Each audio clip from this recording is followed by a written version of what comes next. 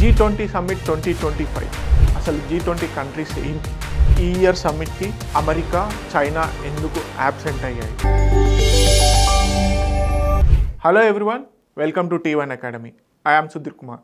2025 G20 summit అనేది జరిగింది కదా, అసలు ఎక్కడ జరిగింది, G20 కంట్రీస్ ఎందుకు ఏర్పడ్డాయి, అదేవిధంగా 2025 సమ్మిట్లో ప్రధానంగా ఏమేం అవుట్కమ్స్ వచ్చాయనేటువంటి ఈ వీడియోలో డీటెయిల్గా చూద్దాము.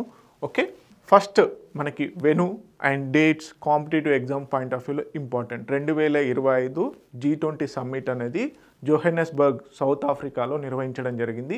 2025 సమ్మిట్కి ఒక స్పెషాలిటీ ఉండడం జరిగింది. ఫస్ట్ టైం ఆఫ్రికన్ కాంటినెంట్లో జరిగిందనమాట. సౌత్ ఆఫ్రికాలో ఆఫ్రికన్ కాంటినెంట్లో జరిగినటువంటి మొట్టమొదటి G20 సమ్మిట్.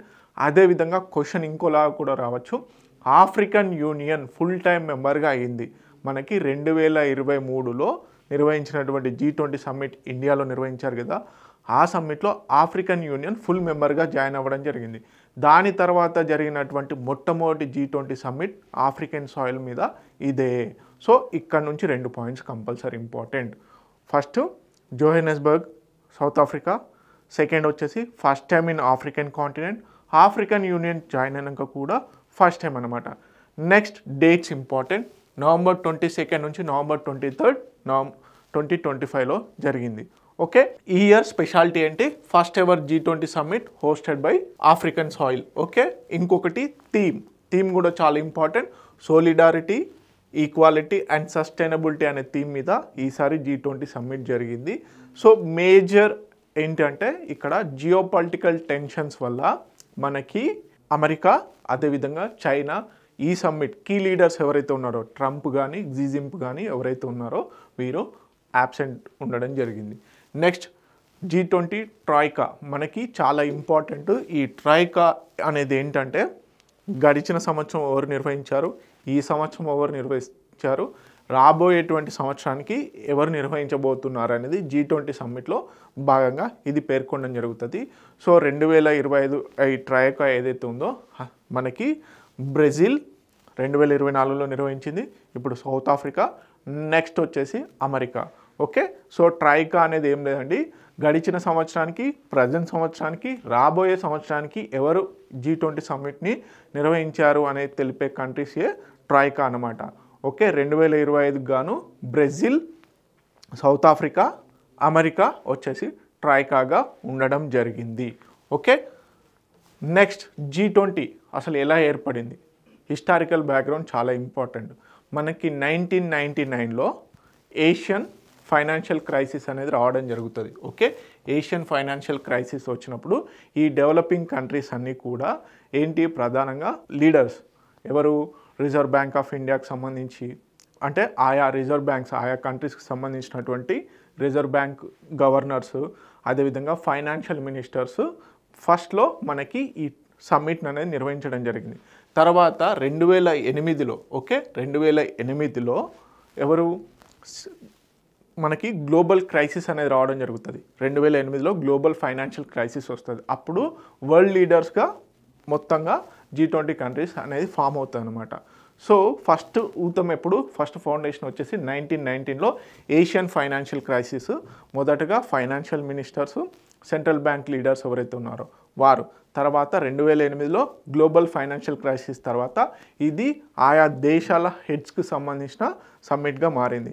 సో ఇక్కడ G20కి సంబంధించినటువంటి స్పెషాలిటీ ఏంటంటే డెవలపింగ్ కంట్రీస్, డెవలప్డ్ కంట్రీస్ ఏవైతే ఉన్నాయో, మనకి డెవలప్డ్ కంట్రీస్కి వచ్చేసి G7 గ్రూప్ ఆఫ్ 7 కంట్రీస్ ఏవైతే ఉన్నాయో అవి ఉంటాయి. డెవలపింగ్ కంట్రీస్ ఏంటి, బ్రిక్స్. ఇప్పుడు ప్రజెంట్గా బ్రిక్స్ ట్రెండింగ్లో ఉంది. సో వీటికి సపరేట్గా ఉంది. మరి డెవలప్డ్ కంట్రీస్ని డెవలపింగ్ కంట్రీస్కి ఒకే తాటికి తీసుకొచ్చేటువంటి గ్రూప్ ఏది అంటే G20 కంట్రీ. సో ఇదన్నమాట మనకి 2008 నుంచి ఏంటి, గ్లోబల్ ఫైనాన్షియల్ క్రైసిస్ తర్వాత ఆయా దేశాల అధినేతలతోని ఇది నిర్వహించడం జరుగుతుంది. ఓకే, నెక్స్ట్ వచ్చేసి ఈ గ్రూప్లో 85% వరల్డ్కి సంబంధించినటువంటి 85% of GDP, global GDP, 75% of the world trade, 2/3 of the global population. And one more thing is major కాంటినెంట్స్లో ఉన్నటువంటి అన్ని కంట్రీస్ ఏవైతే పెద్ద పెద్ద దేశాలు ఉన్నాయో వాటితో కూడుకున్నటువంటి సమ్మేళనమే G20 కంట్రీస్. సో మొదటగా 1919లో మొదలైనటువంటి ఈ ఫార్మల్ అంటే ఫైనాన్షియల్ అండ్ సెంట్రల్ గవర్నెన్స్తో ప్రారంభమైనటువంటి ఈ సమ్మిట్ కాస్త గ్లోబల్ లీడర్స్గా 2008లో ఏర్పడిందన్నమాట.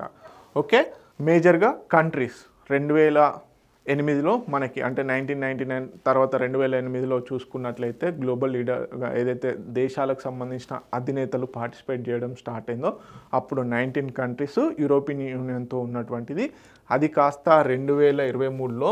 2023లో కొత్తగా ఎవరు జాయిన్ అయ్యారు అంటే ఆఫ్రికన్ యూనియన్. 2023లో ఎవరు G20 కంట్రీస్కి హోస్ట్ చేశారు? హోస్టింగ్ కంట్రీ ఏది అంటే ఇండియా, భారతదేశం.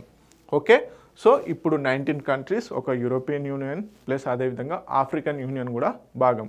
మరి ఈ 19 కంట్రీస్ ఏంటి అంటే Argentina, Australia, Brazil, Canada, China, European Union, France, Germany, India, Indonesia, Italy, Japan, Mexico, Russia, Saudi Arabia, South Africa, South Korea, Turkey, United Kingdom, United States. Okay, ఇవన్నమాట మొత్తం 20 countries, 19 countries, 2 unions, ఒకటి European Union, ఒకటి African Union. కొత్తగా join అయింది ఎవరు అంటే African union 2023. Okay, next కనుక చూసుకున్నట్లయితే 2025కు సంబంధించినటువంటి కీ అవుట్కమ్స్ ఏంటి ఈ సమ్మిట్లో? ప్రధానంగా దేనిపైన? Global South cooperation, food security మీద, అదేవిధంగా క్లైమేట్ చేంజ్కి సంబంధించినటువంటి అడాప్షన్లో ఫైనాన్షియల్ ఫండింగ్ ఏ విధంగా చేయాలి, సాలిడారిటీ, రెసిలియన్స్ ఏ విధంగా ఆధారపడాలి అనేటువంటి వాటిపైన కీ అవుట్కమ్స్ అనేటివి రావడం జరిగింది. Okay, adoption of a comprehensive leaders declaration focusing on resilience, equality and sustainability. Okay, resilience, equality and sustainability మీద ప్రధానంగా రావడం జరిగింది. Agreement to scale up climate adaptation ఏంటి? ఫైనాన్స్, అదేవిధంగా technical support for vulnerable nations. ఏవైతే చిన్న చిన్న ఐలాండ్స్ ఉంటాయో, చిన్న చిన్న డెవలపింగ్ నేషన్స్ ఉన్నాయో వాటికి క్లైమేట్ అడాప్షన్ అంటే క్లైమేట్ చేంజ్ జరుగుతుంది కదా, దానికి అనుగుణంగా ఫైనాన్షియల్ నీడ్ అనేది ప్రొవైడ్ చేయాలి అని చెప్పేసి ప్రధానంగా రావడం జరిగింది. అదేవిధంగా డెప్ట్ సస్టైనబిలిటీ అనేది తీసుకురావాలి. ఆయా దేశాల్లో ఎక్కువగా డెప్ట్ అనేది పేరుకుపోతుంది. అయితే అలాంటి కంట్రీస్కి మనము టెక్నికల్గా, ఫైనాన్షియల్గా హెల్ప్ చేయాలి. డెప్ట్ సస్టైనబిలిటీ అనేది తీసుకురావాలి అంటే ఫైనాన్షియల్ క్రైసిస్లోకి వెళ్లకుండా కాపాడాలి అని చెప్పేసి తీసుకురావడం జరిగింది. అదేవిధంగా ఫుడ్ సెక్యూరిటీ, ఎస్పెషల్గా చిన్న చిన్న కంట్రీస్ ఉంటాయి కదా, వాటికి ఫుడ్ సెక్యూరిటీ, అదేవిధంగా ఫార్మర్స్కి ప్రాపర్ ఇన్కమ్ ప్రొవైడ్ చేయాలి అని చెప్పేసి ఈ G20 సమ్మిట్లో ప్రధానంగా తీసుకురావడం జరిగింది. ఓకే, ఫుడ్ సెక్యూరిటీని పెంచాలి, స్మాల్ హోల్డర్ ఫార్మర్స్ ఎవరైతే ఉన్నారో వాళ్ళకి హెల్ప్ చేయాలి, స్ట్రెంథెన్ సప్లై చైన్ని తీసుకురావాలి అని చెప్పేసి.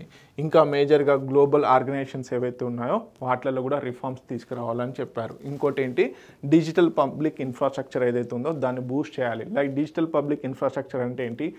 Internet connectivity, smart phone adoption, next AI technology adoption, అదేవిధంగా పేమెంట్ ఇంటర్ఫేస్ ఏవైతే ఉంటాయో లైక్ జీపే, ఫోన్పే ఇలాంటి యూపీఐ ట్రాన్సాక్షన్స్ ఉంటాయి కదా, వాటిని వేరియస్ కంట్రీస్కి కూడా పెంచాలి, అంటే డిజిటల్ ఇన్ఫ్రాస్ట్రక్చర్ని పెంచాలి అనేది ప్రధాన నినాదంగా పెట్టుకోవడం జరిగింది. Cyber security cooperation, next artificial intelligence governance ఫ్రేమ్వర్క్స్ని కూడా తీసుకురావాలని చెప్పుకున్నారు. Next inclusive industrialisation, especially critical minerals. ఇప్పుడు ఉన్నటువంటి లిథియం అయాన్ బ్యాటరీస్ కానీ అడ్వాన్స్డ్ బ్యాటరీస్ వస్తున్నటువంటి తరుణంలో ఈ క్రిటికల్ మినరల్ ఎక్స్ప్లోరేషన్ అనేది చాలా ఇంపార్టెంట్. సో వీటిలలో మనకి టెక్నికల్ అడాప్షన్కి కానీ అదేవిధంగా ఇండస్ట్రియల్ అండ్ అడాప్షన్కి కానీ పెంచాలన్న ఉద్దేశంతో కూడా అవుట్కమ్ అనేది రావడం జరిగింది. గ్లోబల్ గవర్నెన్స్ ఇన్స్టిట్యూషన్స్లో major changes. Global governance institutions ఏంటి? వరల్డ్ ట్రేడ్ ఆర్గనైజేషన్ కానీ, IMF కానీ, వరల్డ్ బ్యాంక్ కానీ, నెక్స్ట్ యునైటెడ్ నేషన్స్ సెక్యూరిటీ కౌన్సిల్కి సంబంధించి మేజర్ చేంజెస్ తీసుకురావాలి అని చెప్పేసి ఈ సమ్మిట్లో ప్రధానంగా అవుట్కమ్ అనేది రావడం జరిగింది. నెక్స్ట్ గ్లోబల్ సౌత్ లీడర్షిప్ని రికగ్నైజ్ చేయాలి. ప్రధానంగా యాక్చువల్లీ సౌత్ ఆఫ్రికాకి ఈ ఇయర్ హోస్టింగ్ ఇవ్వడం వల్ల ఏంటంటే సౌత్ టు సౌత్ కోఆపరేషన్ ఏదైతే ఉందో అది ప్రధానంగా డెవలపింగ్లో ఉంది అని చెప్పడానికి కోసం అని చెప్పేసి ఈ సమ్మిట్ అనేది నిర్వహించడం జరిగింది. Okay, south to south cooperation ఏంటి, డెవలపింగ్ కంట్రీస్ అన్నీ కూడా ఏర్పడ్డాయి కదా, ఆ డెవలపింగ్ కంట్రీస్ అన్నిటినీ కూడా బూస్టప్ చేయాలి అని చెప్పేసి కూడా దానికోసం అని చెప్పేసి గ్లోబల్ సౌత్ లీడర్షిప్ని పెంచాలి ఇంకా అని చెప్పేసి చెప్పడం జరిగిందనమాట. T1 అకాడమీలో అన్ని పోటీ పరీక్షలకు సంబంధించినటువంటి క్లాసెస్ ఏవైతే ఉన్నాయో polity, history, geography, Indian economy, Telangana movement, Telangana history, AP హిస్టరీకి సంబంధించిన వీడియోస్ అనేవి ఫ్రీగా ప్రొవైడ్ చేయడం జరుగుతుంది. అదేవిధంగా T1 అకాడమీ వెబ్సైట్లో కూడా పోటీ పరీక్షలకు సంబంధించిన సబ్జెక్ట్స్ రిలేటెడ్ కంటెంట్ అనేది ఫ్రీగా ప్రొవైడ్ చేయడం జరుగుతుంది. ప్రాక్టీస్ MCQs కానీ, నెక్స్ట్ వచ్చేసి టెస్ట్లు, ఎగ్జామ్ స్పెసిఫిక్ టెస్ట్లను కూడా ఫ్రీగా ఇవ్వడం జరుగుతుంది. సో ఇదండి G20 సమ్మిట్కి సంబంధించినటువంటి ఇంపార్టెంట్ పాయింట్స్. అదేవిధంగా G20 సమ్మిట్ ఏ విధంగా ఏర్పడింది, దాని మెంబర్ కంట్రీస్ ఏంటి, ట్రైకా ఏంటి చాలా ఇంపార్టెంట్, నెక్స్ట్ కంట్రీ ఏంటి అనేది కూడా ఇంపార్టెంట్, కీ అవుట్కమ్స్ కూడా చాలా ఇంపార్టెంట్. ఇలాంటి మరిన్ని ఇంట్రెస్టింగ్ వీడియోస్ కోసం T1 అకాడమీ ఛానల్ని సబ్స్క్రైబ్ చేసుకోండి. Thank you so much.